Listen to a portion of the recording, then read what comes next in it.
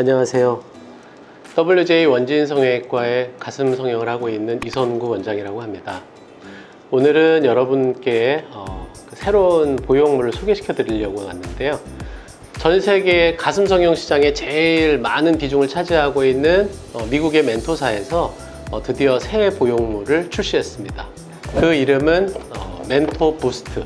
새 보형물이 기존의 보형물과 어떻게 다른지, 그리고 어떤 장점이 있는지 한번 알아보겠습니다.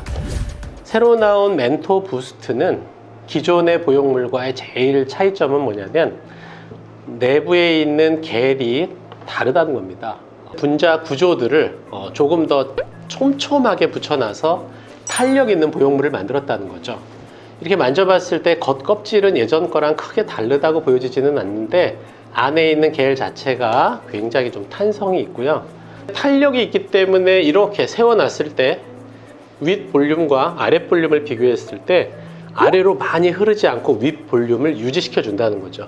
그런 것 때문에 가슴이 비교적 많이 낮게 있는 분들이라든지 아니면 윗볼륨이 많이 꺼져서 고민인 사람들, 그리고 촉감이 아주 탄력적인 촉감을 선호하시는 분들에게는 아주 좋은 초이스가 될 것 같습니다. 새로 나온 부스트가, 멘토 부스트가 기존에 있는 멘토 스무스나 아니면 멘토 엑스트라와 어떻게 다른지 한번 비교를 해 보겠습니다. 이쪽에 있는 게 새로 나온 멘토 부스트고 여기는 멘토 엑스트라, 그리고 가장 오래된 멘토 스무스인데요. 제일 흐물거린다, 형태가 유지되지 않는 것 같다고 느껴지는 건 멘토 스무스입니다. 멘토 스무스는 껍질에 비해서 내부에 채워져 있는 겔이 양이 적기 때문에 아무래도 리플링이 가장 많고요. 그리고 촉감 면으로는 제일 흐물흐물한 느낌이 드네요.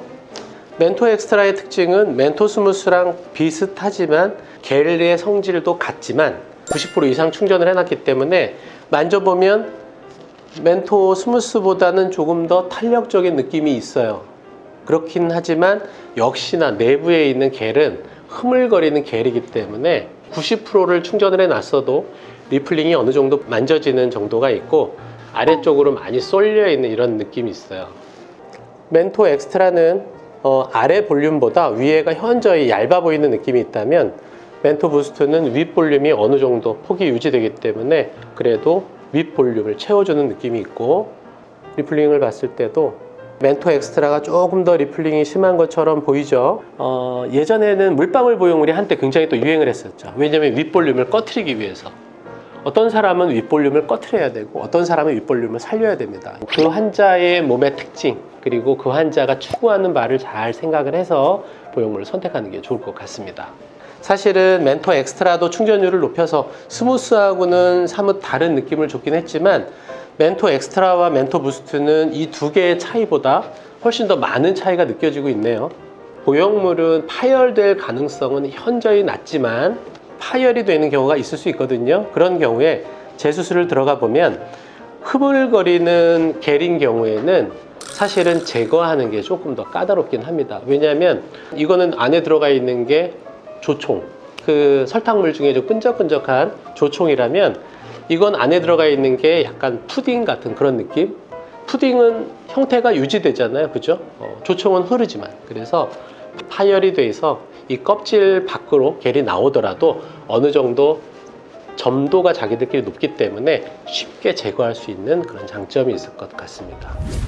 멘토 회사도 역사가 거의 50년이 된 회사고 이렇게 계속 진화를 하고 있는데 이번에 나온 멘토 부스트 이 보형물은 기존의 거하고는 좀 혁신적으로 좀 달라졌다, 이런 느낌을 들게 하네요.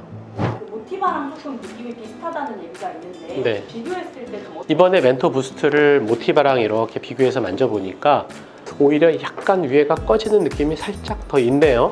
병원에서는 절대로 그 사람한테 유리한 거를 선택하지 비싸다고 해서 그걸 선택할 이유는 전혀 없습니다. 그래서 제가 봤을 때는 제 주관으로는